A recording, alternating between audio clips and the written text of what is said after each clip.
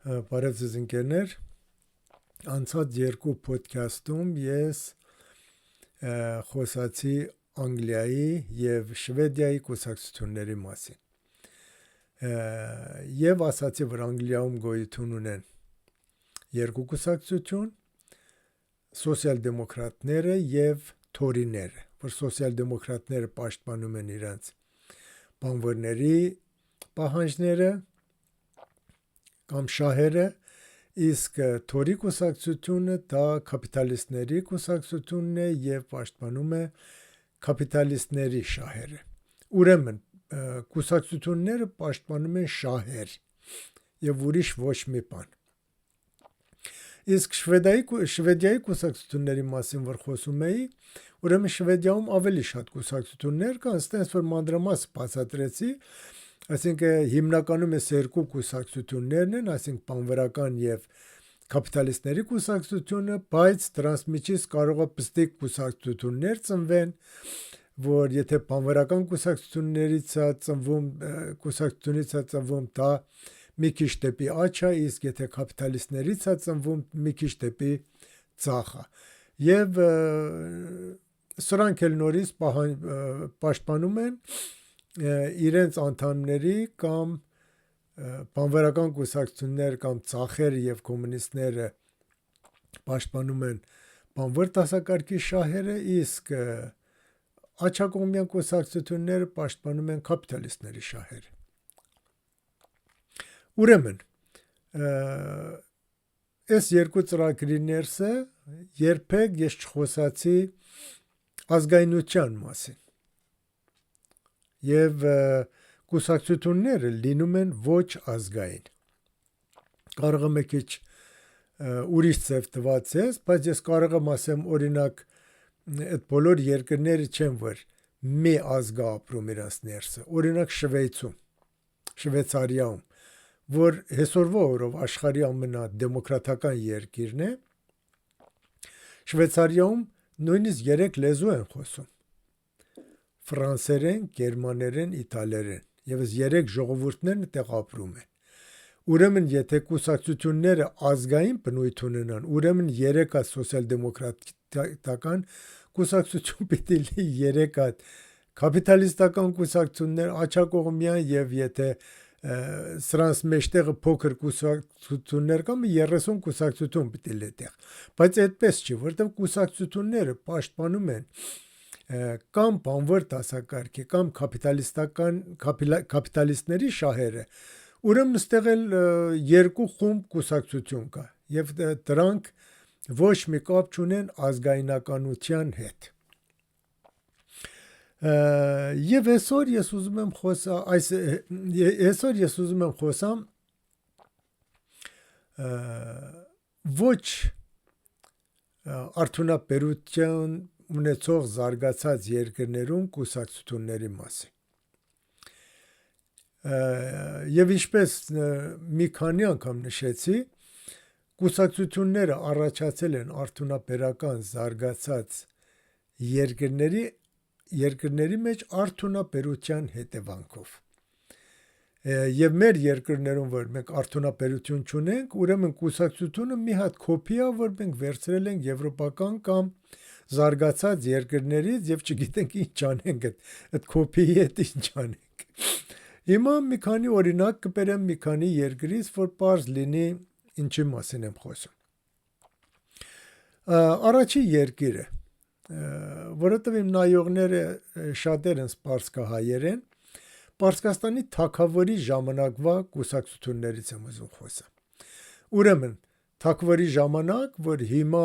այս «Զան զինդեգի ազադի» շարժումից հետո լրիվ պարսկական տելևիզիոններն ու վեբում փոդքասթները խոսում են թագավորական ռեժիմից, որ ինչ հոյակապ ռեժիմ էր, ինչ հոյակապ մարդ էր, ինչ խելացի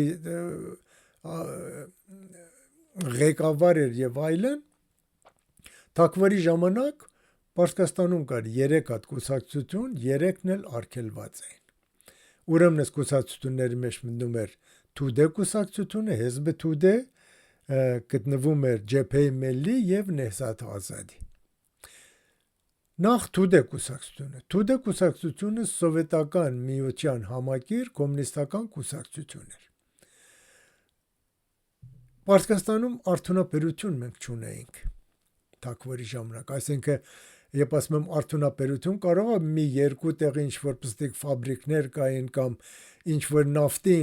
պետական ընկերության մեջ ինչ-որ բանվորներին աշխատում։ Ես որ ասում եմ արդյունաբերություն, այսինքն Գերմանիայի նման, Ֆրանսիայի նման, Անգլիայի նման։ Տենց արդյունաբերություն չունեինք։ Ուրեմն երբ արդյունաբերություն այդ մակարդակի չունես, ուրեմն կոմունիստական կուսակցությունը անիմաստ է, որտեղ կոմունիստական կուսակցության եւ սոցիալ-դեմոկրատական կուսակցության իրանց շարժիչ ուժը, մոտորը, դա բանվոր դասակարգն են, որը աշխատում են մեծ ինդուստրիներում։ Երբ դրանք գոյություն չունեն, ուրեմն կուսակցությունը լինում է միած սիրուն Mercedes-Benz-ի նման, որ մոտոր չունի։ Նույնիսկ Հեզբը Թուդեն արգելված էր եւ անդամակցության այդ կուսակցության մեջ արդեն պատժվում էր։ Եվ հետաքրքիր էր, որ այս կուսակցությունը հեղափոխությունից հետո մի ինչ որ ընտրությունների չեմ հիշում ինչեր,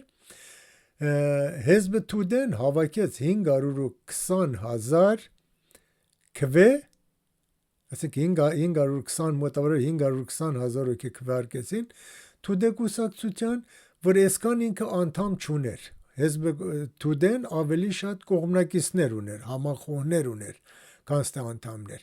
Իսկ 520,000 մի հատ երկիր վր 35 միլիոն է։ Եվ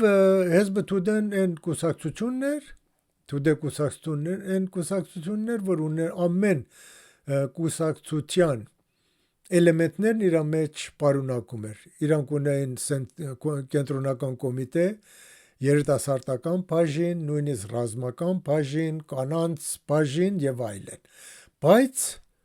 սրանց ես կարող եմ ասեմ փարա կուսակցություն, այսինքն կուսակցության նման մի բան են, բայց կուսակցություն չէին, որովհետև են բանվորական դասակարգը որ իր մոտորնա գոյություն չուներ Պարսկաստան։ Իսկ են երկուսը, Ջեփե Մելի եւ Նեհզաթ Ազադին, սրանք իրանց անունի մեջ կուսակցություն չկա։ Եվ իրանց ուղղությունը, իրանք ասում են, այսինքն իրանց կանոնակրի մեջ կա որ ազգային են։ Բայց հստենց էլ ես չհասկացա սրանք ինչ են ասում։ Իհարկե սրանք Պարսկաստանի մի մաս ինտելիգենցիան, որ իրանք չէին ուզում ծախակողմյան լինեին, այս կուսակցությունների մեջ էին եւ այս կուսակցությունները նույնիսկ կուսակցության չի լիասել դրանց, որտեղ կուսակցությունների բոլոր օրգանիզացիայի մասերն իրանք չունեին։ Օրինակ հեղափոխությունից հետո երկիրը ասենք տվեցին Ջեփե Մելին, որ կառավարեր, Ջեփե Մելին երիտասարդական կազմակերպություն չունեին եւ ամենը որ այդ կուսակցության կամ այդ օրգանիզացիայի ներսն 80-ից վերև մարդ էին։ Այսինքն մարդիկ նույնիսկ կադր չին սարքել իրանց համար։ Չնայած որ իրանք այդքան էլ արգելված չէին Պարսկաստանում։ Համենայն դեպս, եթե էլ որ կուսակցությունը լի, որտեղ բանվորական հիմք չունի կամ այսինքն այն էնջինը, այն մոտորը որտեղ գոյություն չունի, սրանք լինում են կոպիներ ուրիշ երկրներից, այսինքն զարգացած երկրներից կամ սովետական միությունից։ Իսկ հետագայում 1973, եթե 74 թվին թագավորը հիմնեց մի կուսակցություն, նայ, խոսում են ոնց որ խանութ, ոնց որ պիցցայի խանութ, թագավորը հիմնեց մի կուսակցություն Ռաստախիզ անունով եւ ինքը տելևիզիոնի մեջ ասավ որ ամեն Պարսկաստանում ապրող ժողովուրդները պետք է լինեն այս կուսակցության անդամ, եթե չէ թողնեն եւ հեռանան երկրից։ Նայեք ընկերներ, հիմա թագավորի մասին այդքան խոսում են, սմարթը ինձ թվում է կամ իսկի չի հասկացել կուսակցություն ինչ է, կամ էլ անխելք է։ Ասենք ոնց մարդ կարող է մտես բան անի։ Հիմա ինչ եմ ես ես ասում։ ասենք մի մոմենտ մենք երևակայենք, որ մենք թագավորին շատ էինք սիրում, շատ լավ մարդ էր, շատ լավ ղեկավար էր, ամենալավն էր, եւ ամենով լինեինք այս կուսակցության անդամ։ Ինչ ենք լուծում։ Այս կուսակցությունը ում կուսակցությունն էր, ում շահերն էր պաշտպանում։ Ասենք եթե սկի մարդ չմասնակցեր այդ կուսակցություն, թագավորն ինքը տեղ կար մենակ դիկտատորներ, որ ինչ ուզում էր անում էր, կուսակցությունի լինել կամ չլինելը ոչ մի դեր չէր խաղում։ Ուղղակի ցույց է տալիս, որ մարդը կամ չի հասկացել կուսակցությունը ինչ է, չնայած ինքը կրթվել էր Շվեյցարիայում, կամ էլ խելք չունի, ընդհանրապես չի կարողանում մտածել։ Թագավորի մասին հետո մի հատ ծրագրի մեջ կխոսամ թագավորի եւ Պարսկաստանի մասին։ Այսօր մենակ խոսում ենք կուսակցություններից։ Երկրորդ կուսակցությունը վերցնեմ խոսամ կոմունիստական կուսակցություններն են։ Բոլոր կոմունիստական կուսակցությունները ստեղ ես առանձնացնում եմ Կուբա, Վիետնամ եւ Չինաստանի կոմունիստական կուսակցություններին։ Մնացածը կոպիներին սովետական կոմունիստական կուսակցությունից։ Եվ մինչև այսօր էլ ես չեմ հասկացել սովետական միության կոմունիստական կուսակցությունը, որ օքեյ, մեր ժամանակ կուսակցություն սարքեցին, Ռուսաստանում նախ սոցիալ-դեմոկրատական կար, նարոդնիկները կամ մենշևիկները, որ ասենք հեղափոխությունը սկսեցին ցարի դիմաց 1905 թվականին պարտվեցին, իսկ հետագայում Լենինն եկավ եւ կոմունիստական կուսակցությունը այսինքն հաղթեց սովետական միությունում, ցարին քշեցին եւ իրանք երկիրը վերցեցին իրանք ձեռք։ Մինչև այսքան ես հասկանում եմ կոմունիստական կուսակցությունը որպես ժողովրդին օրգանիզե աներ, որ ինչ որ մի հեղափոխություն կատարի։ Իսկ հեղափոխությունից հետո պետությունն իրանք են, լրիվ ինդուստրի, ինչ որ սովետական միության մեջ կա արդեն բոլորը պետական են, ստեղ կուսակցությունն ինչ դեր է խաղում։ Ես ստենց էլ մինչև այսօր չեմ հասկացել։ Ում շահերն է պաշտպանում։ Որտեղ մենք կլասիկ կուսակցությունն ասենք, որ երկու ձև կլասիկ կուսակցություն կա, կան ցախակոմյան կուսակցություններ, որ բանվորների կամ բանվոր դասակարգի շահերն են պաշտպանում, իսկ կան աչակողմյան կուսակցություններ, որ կապիտալիստների շահերն են պաշտպանում։ Երբ երկրում գոյություն չունի կապիտալիստ, ուրեմն այդ կուսակցությունը չկա, իսկ մնացածն էլ ամենը պետական է։ Կոմունիստական կուսակցությունը որպես կուսակցություն ինչ գործ ուներ, ինչ էր իրանից ներկայացնում, ես ստենց էլ չեմ հասկացել։ Մնացած երկրներում կոմունիստական կուսակցությունները կոպի են սովետական միության կուսակցությունից, որ այսինքն իր առաքելությունն արել են, հեղափոխությունն արել են, վերջացել էր եւ արդեն իրանք գործ չունեն անելու։ Իսկ ես առանձնացրեցի Կուբայի կոմունիստական կուսակցությունը, Վիետնամինը եւ Չինաստանինը։ Այս երեք ընկերներ մինչև այսօր էլ դեռ կան այս երեք կուսակցություն, այսինքն սովետ արդեն 30-40 տարի է փլուզվել է, այսինքն գոյություն չունի, բայց այս երեք երկրները ունեն իրանց կոմունիստական կուսակցությունը։ Նույնիսկ եթե վերցնենք Կուբայինը, Կուբան արդեն 60 տարի է սանկցիաների տակ է, բայց իրանց կուսակցությունը դեռ գոյություն ունի։ Պատճառը այն է, որ այս երեք երկրի կուսակցությունները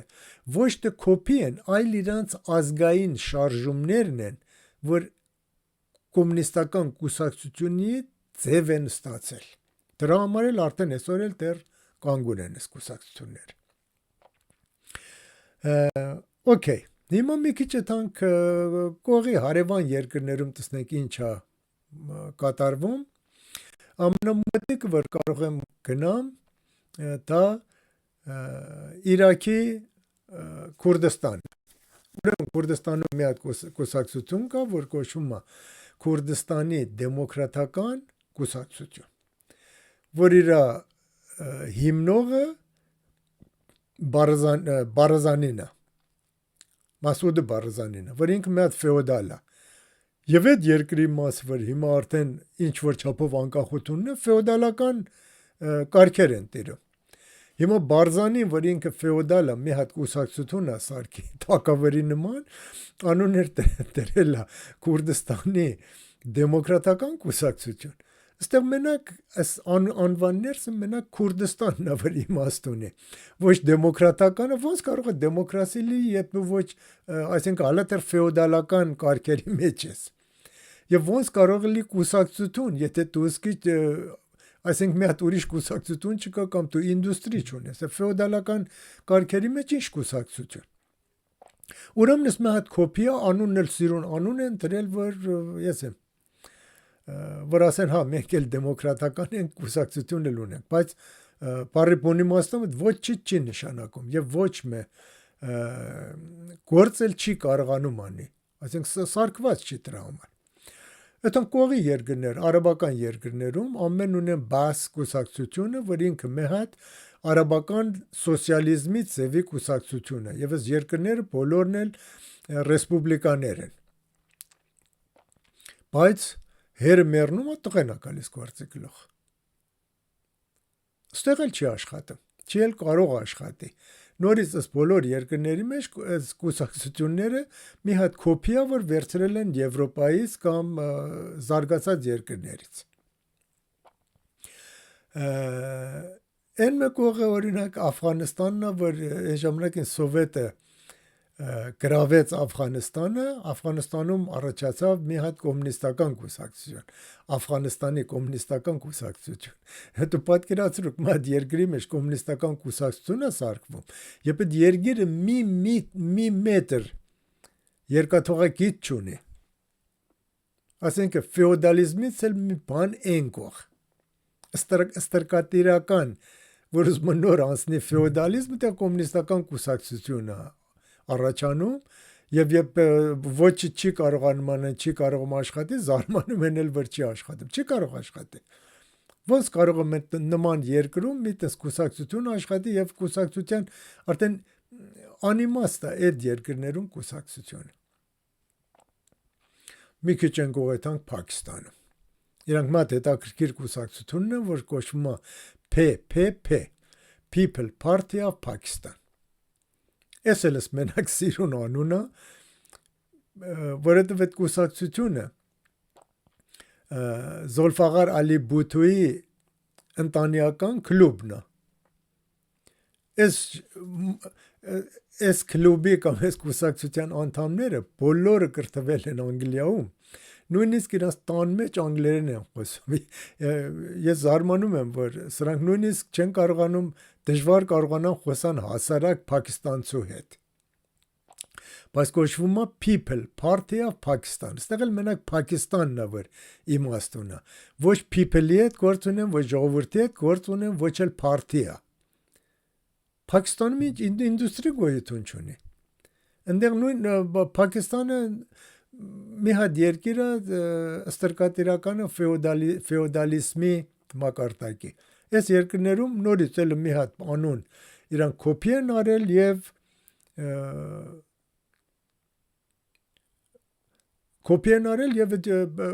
կուսակցությունը պարզ է, չի աշխատի։ Մի հատ պրիվատ, ասենք սեփական կլուբ է, որ պատկանում է Բութոյի ընտանիքին։ Եվ այդտեղ էլ տեսանք, որ Բենազիր Բութոյին, որ սպանեցին, իր ամուսինն եկավ գործիքլող։ Ասենք թակավորությունից էլ մի բան են գող։ Ուրեմն ընկերներ, մի բան, որ շատ հետաքրքիր է, որ մենք նորից էլ ուզում շեշտեմ, կուսակցությունները չեն կարող ազգային լինեն։ Այսինքն իր հիմնական գործը, որ կուսակցությունն անում է, ազգայնություն չի, կուսակցությունը պաշտպանում է այդ երկրի իրանց բնակչության մի հատուկ մասի շահերը, բանվորների շահերը, այսինքն եթե էկոնոմիկական եւ պոլիտիկական ենք մոտենում, կարող են պաշտպանեն բանվորների շահերը կամ էլ հարուստները կամ կապիտալիստներն իրանց կուսակցություն ունենան, որ պաշտպանեն իրանց շահերը։ Եվ սրանք իրար հետ մրցում են, որ վրեկան պետության ներսը աշխատում են կանոնները, նոր կանոններ տնեն կամ կանոնները փոխեն իշահ իրանց անդամների։ Հիմա մի քանի բառ ուզեմ խոսամ Հայաստանի կուսակցությունների մասին։ Եվս առաջի կուսակցություն վերզեմ խոսամ, դա Դաշնակցությունն է։ Ուրեմն, ըստեղ ես Վիկիպեդիայից հանել եմ Դաշնակցության, որ ինչ կուսակցությունն է ինձ ձևի է։ Ուրեմն, անուն կոչվում է Հայ հեղափոխական դաշնակցություն։ Այս անունի վրա ես պրոբլեմ ունեի, որովհետև այս անունը սխալ է։ Երբ ասում ենք դաշնակցություն, այսինքն մի քանի կուսակցություն, մի քանի օրգանիզացիա պիտի միանան իրար վրա դաշնակցություն ունեն, դաշնակցություն անվանեն։ Իսկ բանիմաց երեխեքից վր ընկերներից վր հարցրեցի, ասին իր իսկական անունը Հայ հեղափոխականների դաշնակցությունը։ Արդեն իմաստ է տալիս։ Հայ հեղափոխությունների դաշնակցություն։ Ուրեմն, անունից անցնում ենք, կարևոր չի, ուղղակի ուզում եմ շեշտեի։ Ուրեմն սենց է գրվում Հայ ազգային սոցիալիստական կուսակցություն։ Նայեք ընկերներ, մենք ասենք կուսակցությունը ազգային չի։ Նույնիսկ հայի վրա ես Հայաստանի կարող ալի, Հայաստանի սոցիալիստական կուսակցություն, ոչ թե հայ։ Այսինքն, եթե Հայաստանում ասենք, թե դաշնակցականները կան պետությունը վերցնեն, այդտեղի եզդիներն ու հույները չեն մտնում ես իրանց կանոնները չի, դրանց համար չի կամ դրանց շահերը չեն պաշտպանելու։ Ուրեմն, հիմնադրվել է 1890 թվականին Թիֆլիսում Քրիստոփոր Միքայելյանի, Սիմոն Զավարյանի և Ստեփան Զորյանի կողմից։ Մինչև այսքան ինչ ես գիտեմ, այս երեքն էլ նարոդնիկներ են եղել, այսինքն ազդված Ռուսաստանի սոցիալ-դեմոկրատական շարժումից։ Դրանց ասում են նարոդնիկներ կամ հետագայում մենշվիկներ, ավելի շուտ, և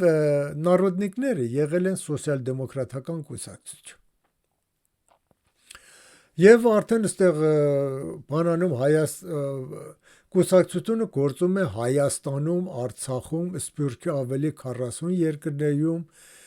ներկայացված է Հայաստանի, Արցախի, Վրաստանի, Կիպրոսի, Լիբանանի և այլն, okay?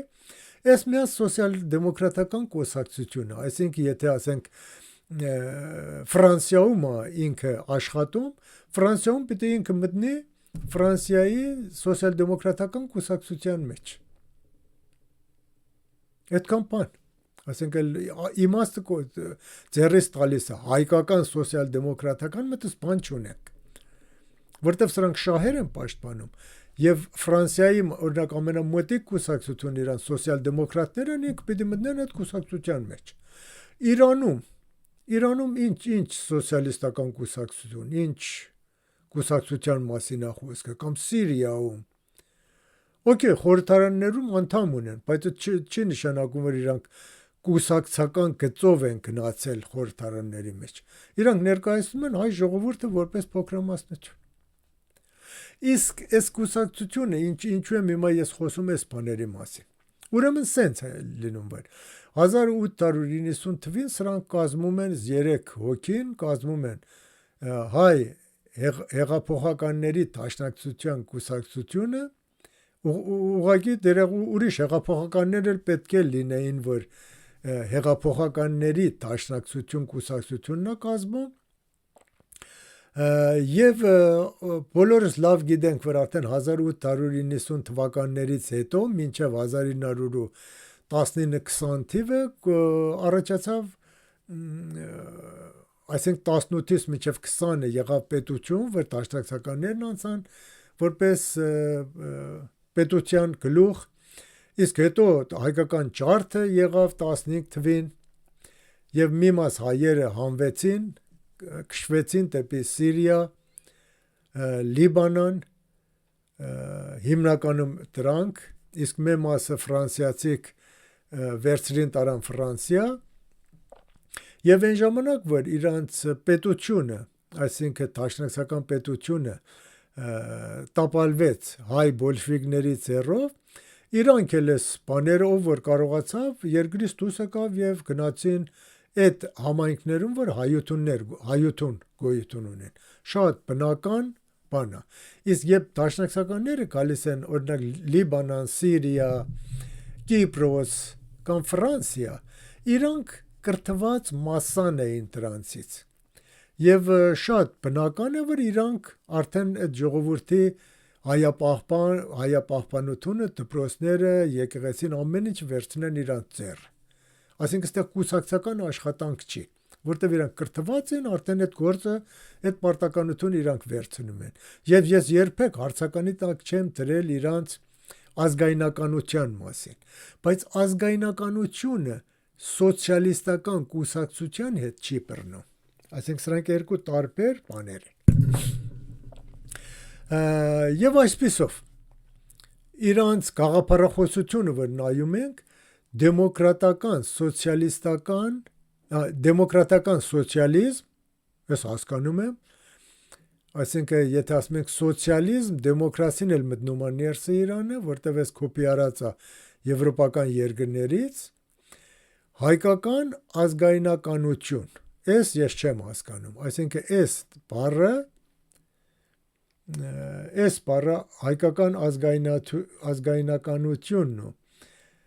ցախ ազգայնականությունը չի համընկնում դեմոկրատական սոցիալիզմի հետ բայց այստեղ մի հատ հետաքրքիր բառ էլ կա կոչվում է հակասովետիզմ այսինքն եթե հակասովետիզմը մտել է այս կուսակցության մեջ 1890 թվականին մեկի հարցականի տակ է որտեղ 1890 թվականին սովետական միություն գոյություն չուներ որ այս կուսակցությունն էր հակասովետիզմ իսկ որ դաշնակցականները հակասովետ էին այդ 100%-ը մենակ դաշնակցականները չեն աշխարհի բոլոր սոցիալ-դեմոկրատական կուսակցությունները եղել են հակասովետ չնայած իրանք բանվորների շահերն են պաշտպանում բայց իրանք եղել են հակասովետ նույնիսկ իրանք ավելի հակասովետ են եղել քան թե աչակողմյան կուսակցությունները այս մասը 100%-ով համընկնում է Միացյալ Հայաստան ըս ոչ մեկ կապ չունի կուսակցության հետ ուրեմն կարճ ասած եթե մենք խոսում ենք այսինքն ես խոսում եմ դաշնակցության մասին իհարկե սրանք էլ թուդե կուսակցության նման դաշնակցականները կազմակերպված են ունեն ամեն կուսակցության ամեն մասերը ունեն երիտասարդական ունեն գերագույն խորհուրդ եւ ամեն ինչ բայց իրանք կուսակցություն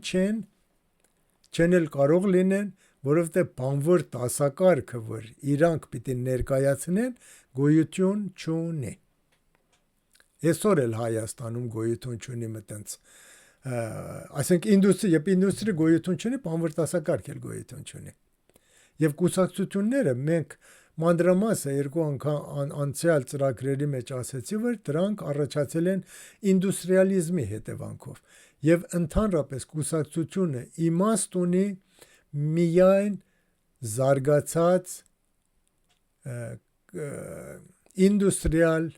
երկրներում անկախ իրանց կրոնից օրինակ Ճապոնիան եւ Հյուսիսային Կորեան էլ իրանք զարգացած երկրներ են դրա համար էլ իրանց երկրների մեջ կուսակցությունը իմաստ ունի իսկ մնացած երկրներում կուսակցությունը մի հատ կոպի է սրանցից որ լինում են 100%-ով անիմաստ բաներ Okay, հիմա մի քիչ Հայաստանի ուրիշ կուսակցություններից խոսանք ես լավ հիշում եմ որ Արցախի ընտրությունների ժամանակ մասնակցել էին 35 կուսակցություն դուք մի րոպե հիշեք Շվեդիայի կուսակցությունները շվեդիայի ման ինդուստրիալ երկիր 4-5 հատ կուսակցությունի էտել ամեն մեկը առանձնացել են կամ բանվորական կամ կապիտալիստներից եւ ամեն գտնվում են մեջտեղը իսկ 35 կուսակցություն սրանք ում են ներկայացնում ում շահերն են պաշտպանում Արցախում ինդուստրի չկար, որ սրանք բանվորական դասակարգ լեր, որ իրանք շահերը պաշտպանեին։ Կամ այդքան կապիտալիստ չկա, որ 35 հատ կուսակցություն կապիտալիստների շահերը պաշտպանեն։ Նմանապես Հայաստանում 200 հատ կուսակցություն կա։ Կանանչ Հայաստան, Կապույտ Հայաստան, Ծիրանի Հայաստան, Խզմալյանի Հայաստանի եվրոպական կուսակցություն, ամեն ինչ, ասինքն եպես հայերի կուսակցություն, Հայաստանի կուսակցությունների մասին եմ մտածում, հիշում եմ Հովանես Շիրազի անունների պոեմը, որ ասում էր մարդ չգիտի լատե խնդա։ Ուրեմն ես ինչ երևույթ է, ոնց կարող է մի հատ երկրում 200 հատ կուսակցություն գոյություն ունեն։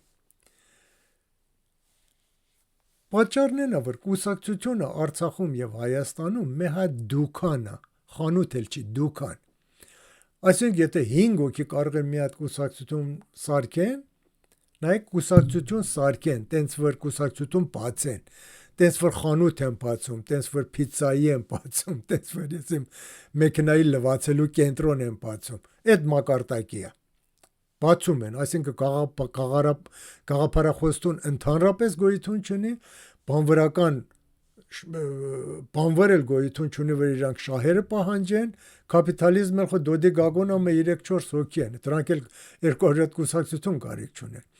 Ուղղակի սրանք ամենահեշտ ձևը գտել են, 5 հոգով մի հատ կուսակցություն են ստեղծում, երևի զորոսից էլ փող են առնում, որտեվ անհնարն է, եթե մարդ չի աշխատում, ոնց կարող է 10 տարի,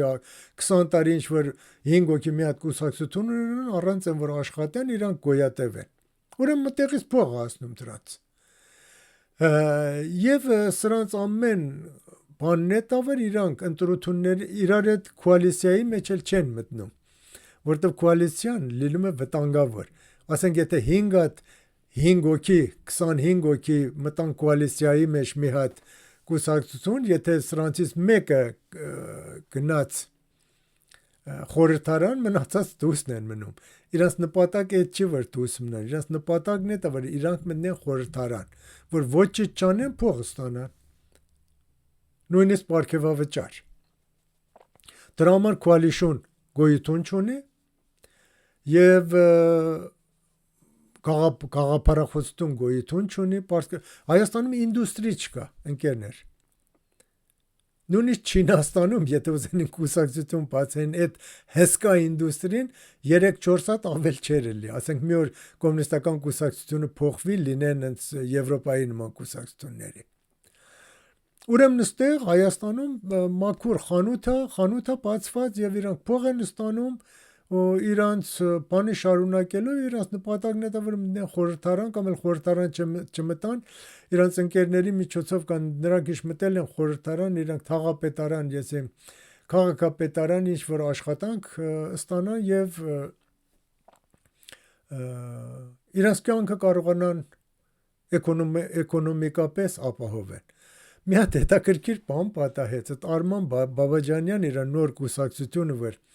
հիմնադրել էր, եկան մատենադարանի առաջ 6-7 հատ ջահելին, կանգնեցին, կարդացին, որ մեր նոր կուսակցությունն է, անունն էլ էս է եւ էկոնոմիան էլ մենք վարելու ենք ազատ կապիտալիզմ։ Մի հատ Արա Հարությունյան կայդ հետաքրքիր ասում, ախպեր, ծեր արտադրածը մեշոկ, 2 մեշոկ կարտոլ ու մեշոկ թարխուն, ինչա տարբերվում դու ինչ սիստեմով ես ուզում վարես այդ։ Ուրեմն այսպես ասած Հայաստանի կուսակցությունները չի կարելի ասկի չի կարող կուսակցություն գոյություն ունենա, եթե ինչ որ 200 հատ կուսակցություն կա, դա ոչ մեծ զարմանալի բան չկա, ստենց որ աստի իրանց հացի ճանապարհն է։ Այսով ես այսօր ավարտում եմ կուսակցությունների մասին եւ նորից շեշտում եմ, որ կուսակցությունները առաջ են եկել զարգացած ինդուստրիալ երկրներում եւ իմաստ ունեն միայն այդ երկրներում։ Եվ եթե մենք խոսում ենք նույնիսկ դեմոկրասիայից, եթե դուք աշխարհի քարտեզը նայեք, որ նախկինում ես խոսացել եմ մասին, դեմոկրասիան գոյություն ունի բոլոր այն երկրներում, որ իրանց ինդուստրին զարգացած է։ Այսինքն իրանց ինդուստրին զարգացած է, այդ երկրներում գոյություն ունի իմաստավոր կուսակցություններ, եւ այս կուսակցություններն էթում են parlament, ընտրությունները լինում էթում են parlament։ Եթե զարգացած ինդուստրիալ երկիր չի, նույնիսկ դեմոկրասի չի կարող գոյություն ունենալ։ Հայաստան խոսում են դեմոկրատական Հայաստան եւ ժողովրդավարություն, դա մուֆտա խոսակցություններ են։ Մուֆտա խոսակցություններ, ուրիշ ոչ մի բան։ Այսօր այսքանը, հաջողություն ձեզ, մինչև նոր հանդիպում։